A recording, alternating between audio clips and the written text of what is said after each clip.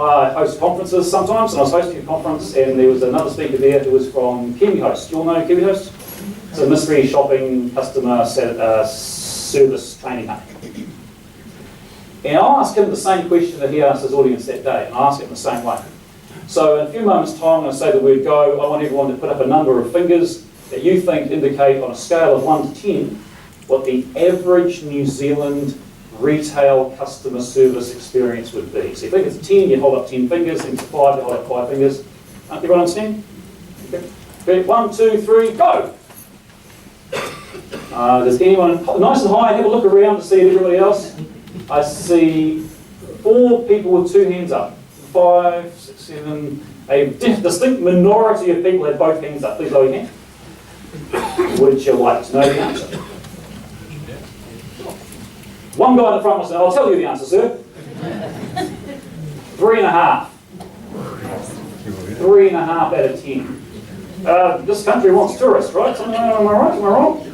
To get a 3, all you need to do is muster up something resembling eye contact, something that looks like a smile, and something that sounds like a verbal greeting. Hi. Average.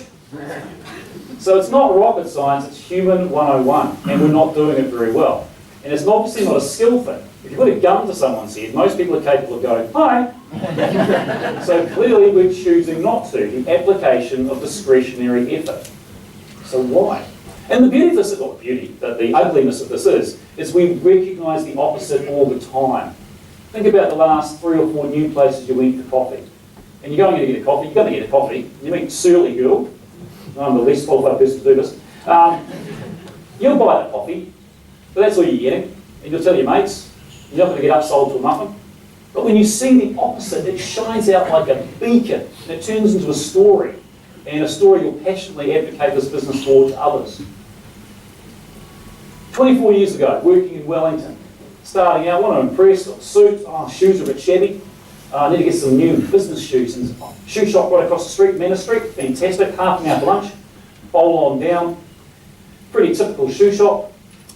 Women's shoes, women's shoes, women's shoes, women's shoes, women's shoes, women's shoes, women's shoes, women's shoes, women's shoes, men's shoes, right. Found the style that I was after, didn't have them at 10.5.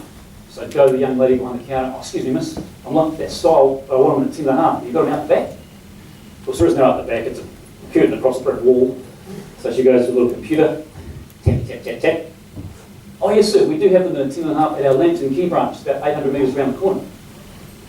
So I'm thinking to myself, so 800 metres, it's 1.6k back. I could probably walk there, right on my break with a sweat. Maybe if I get her to ring them up and they could hold, or maybe if they could bring them, I could get them tomorrow.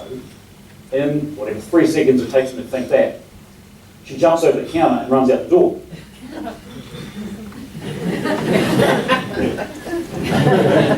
The other shoppy takes me along, sits me down in the men's creche section of the store with the fishing magazines. 6-7 minutes go by, back in she comes, slightly aglow for her experience, 10.5 men's business shoes.